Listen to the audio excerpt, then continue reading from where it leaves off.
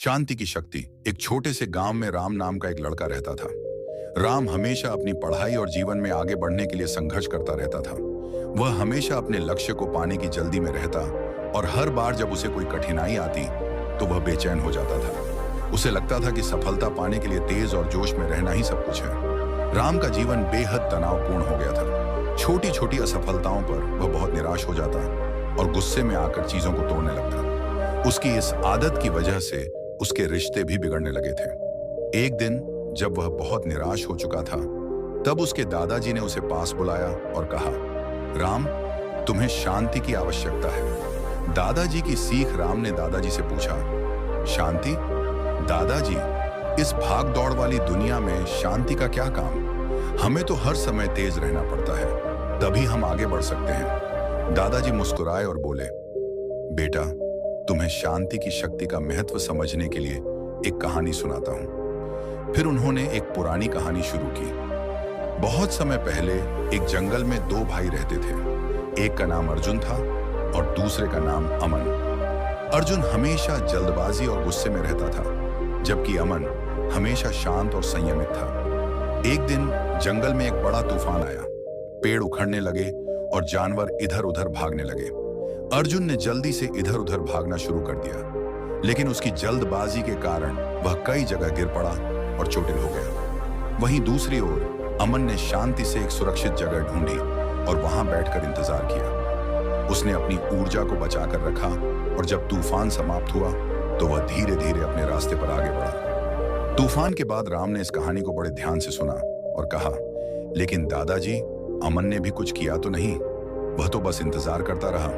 दादाजी ने उत्तर दिया, बिल्कुल सही, लेकिन उसने अपनी ऊर्जा को बचाकर रखा और सही समय पर उपयोग किया। जीवन भी इसी तरह का है। अगर तुम हर समय जल्दबाजी और बेचैनी में रहोगे तो तुम अपनी ऊर्जा को व्यर्थ करोगे, जबकि अगर तुम शांति और धैर्य से काम लोगे तो तुम सही समय पर सही निर्णय ले पाओगे।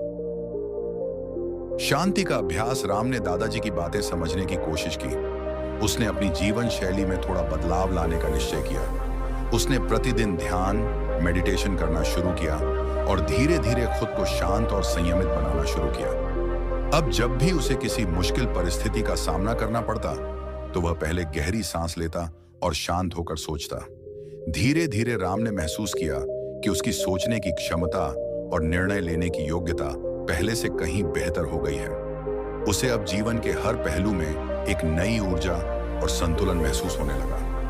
वास्तविक जीवन में परिवर्तन कुछ महीनों के बाद राम का आत्मविश्वास बढ़ने लगा। उसकी जिंदगी में कई ऐसे अवसर आए जब वह पहले की तरह घबराने के बजाय शांत रहकर स्थिति को संभाल सका। उसकी इस नई सोच ने उसे न केवल एक बेहतर इंसान बनाया, बल्कि उसके रिश्ते भी सुधार दिए।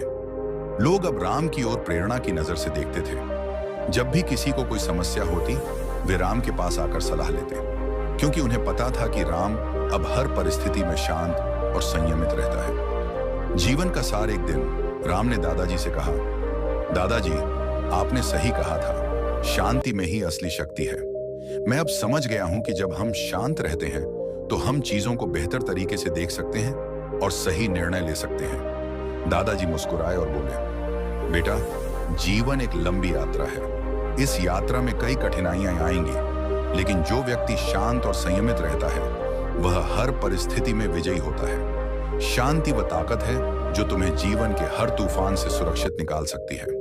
निष्कर्ष, राम की कहानी हमें यह सिखाती है कि जीवन में चाहे कितनी भी कठिनाइयां आएं, अगर हम शांत और संयमित रहना सीख जाते हैं तो हम हर परिस्थिति को अपने पक्ष में कर सकते हैं। शांति एक ऐसी शक्ति है जो न केवल हमारी सोचने समझने की क्षमता को बढ़ाती है, बल्कि हमारे जीवन को भी संतुलित बनाती है।